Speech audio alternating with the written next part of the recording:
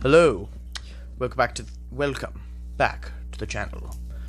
And today, Marvel decided to make a horror film, and damn did they make a good one.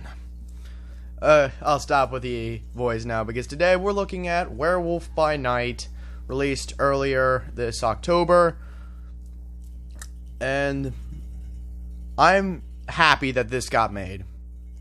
One, because it's a horror movie made by Marvel.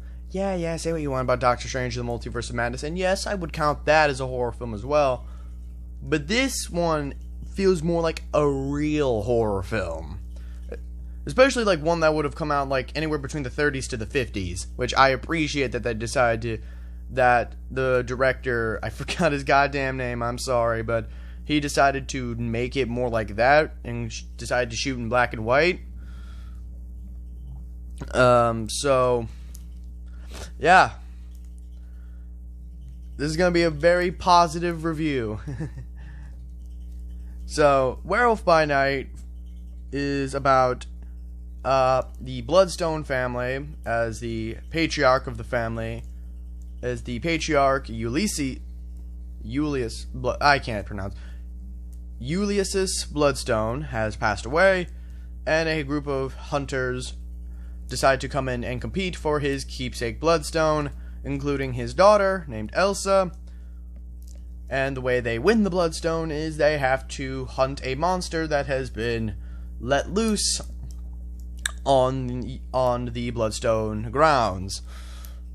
And it's also a battle royale, so it's either kill or be killed. And oh boy, is there quite a bit of killing.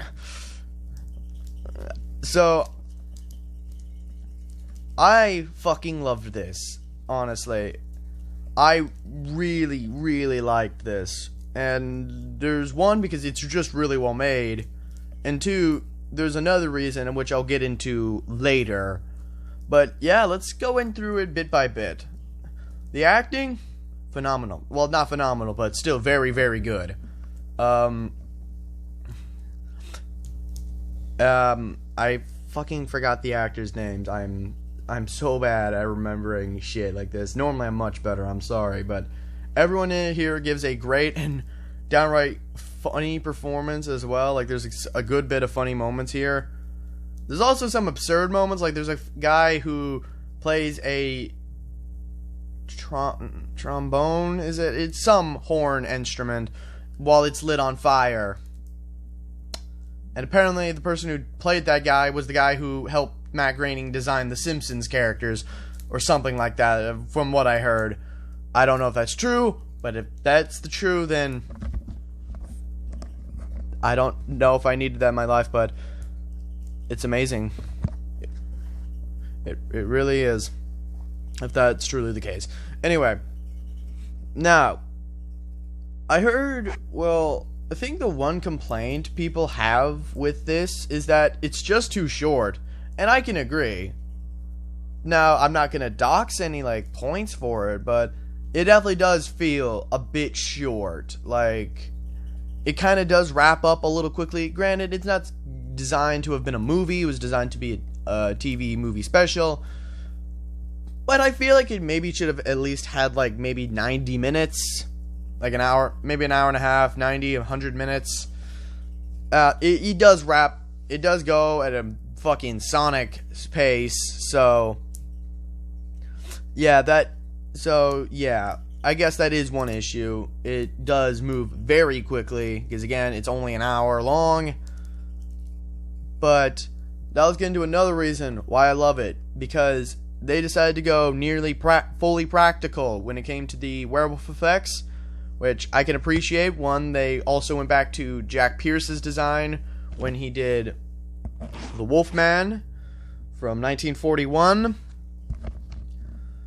And also, spoiler alert, I mean, he was in the trailer, so I don't know, but Man-Thing, the man made of swamp muck character, he pops up here, and I thought he was fully CG, but no.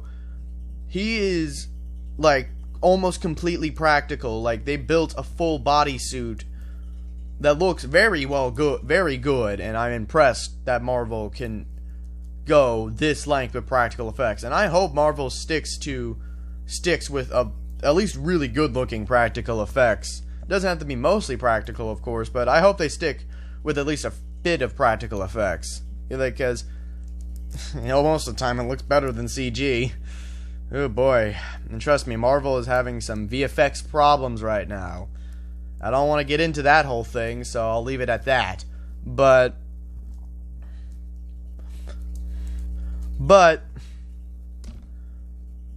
so I'm just being honest. I'm honestly just happy that Marvel, one, made a horror movie in the style of those old classics, and also, here's the other reason why I absolutely love it. Because there's little to no connectivity to the MCU. Now, of course, this takes place in the MCU. They do need to establish that it does, because there are, of course, references at the beginning to the Avengers and, of course, all that. So, yeah, it does take place in the MCU, but the director stated that he did not want the audience to go, oh, where's this going? Where's this going? Who is anyone else going to show up? No. The director just wanted to make a single narrative for people to enjoy without them stressing if they missed anything for, like, the next big Avengers fucking Secret Wars of shit. And I'm happy he decided to do that, because I'm fatigued of stuff like that, man. Don't get me wrong, I love Marvel, I like DC, but another thing that I'll point out when I eventually do review the Batman is that I'm happy that that movie is its own universe, its own separate story. Now, that's not the main reason why I love the Batman, and I'll get into that more when I review it, probably in November.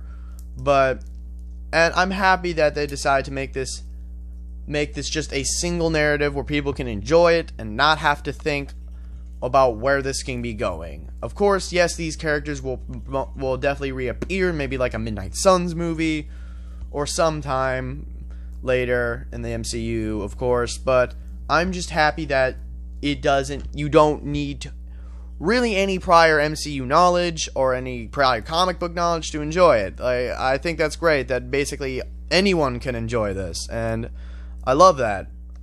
So, overall, I'm going to give Werewolf by Night a 96%. Again, my only real criticism is that I just wished it was longer. But yeah, tomorrow is Halloween, and like I said, I'll be sharing my opinion on one of my favorite holiday horror films ever, Trick or Treat. But I will see you then. Now, that was horrible. I'm sorry. Goodbye.